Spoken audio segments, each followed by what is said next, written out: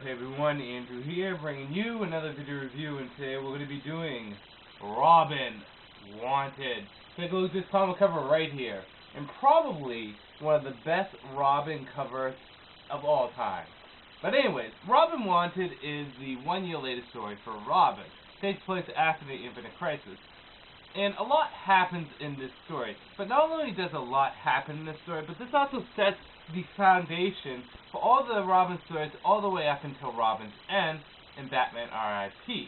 So there is a lot of story in this, but there's also a lot of foundation for everything else to come. So with that said, I might as well jump right into the story for this. Now, Robin Wanted is broken up into two stories. The first story being the main story, the Wanted story. And the second story is a team-up with the second Captain Boomerang. So, the first story starts off with Robin getting attacked by this mysterious assailant. And during this attack, he throws two shurikens, and they hit the assailant. He finds out that the assailant is actually Batgirl, and that she is dead. But after looking closely, he finds out, one, is that this isn't actually Batgirl, this is some other girl. And two, is that he is not the murderer. Someone else murdered this Batgirl. So Robin has to go throughout Gotham, avoiding the cops the best he can, to find proof that he is not the murderer of this young girl. Along the way, he meets up with the likes of, say, Lady Shiva, David Cain, Cassandra Cain does return, and the new leader to the League of Assassins comes up against Robin.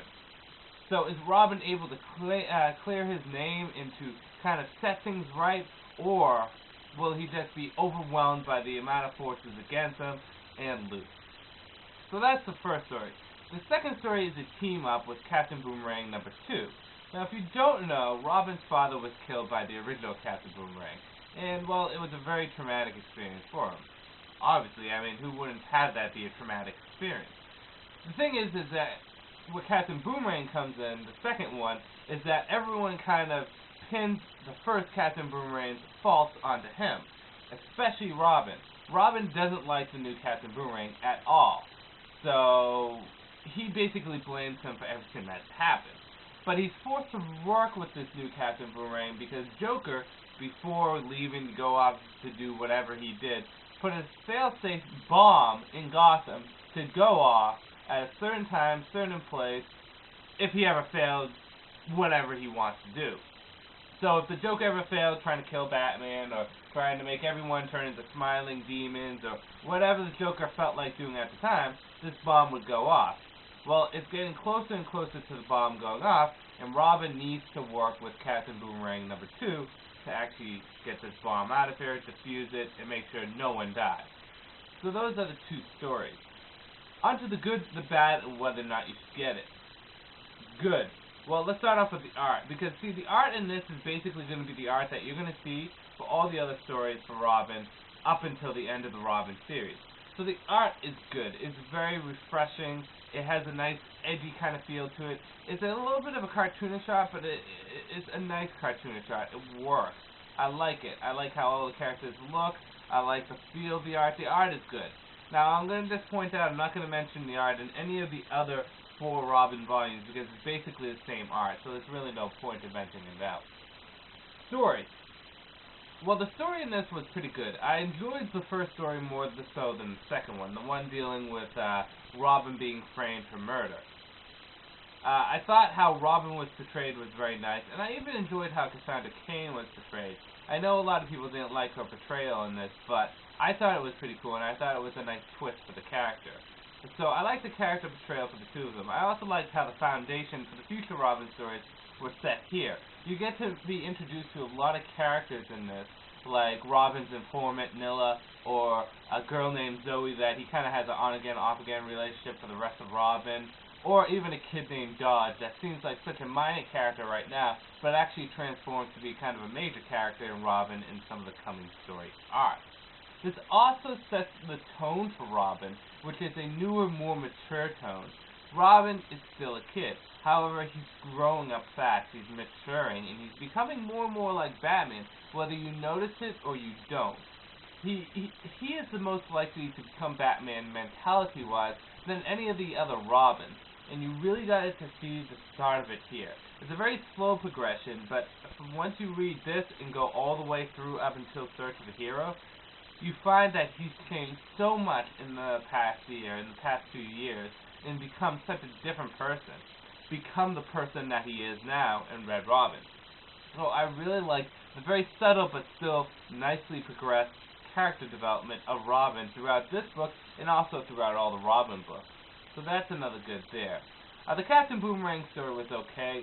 I could have taken it or leave it, but it did have a nice feel to it, so I have nothing wrong with it. Bad.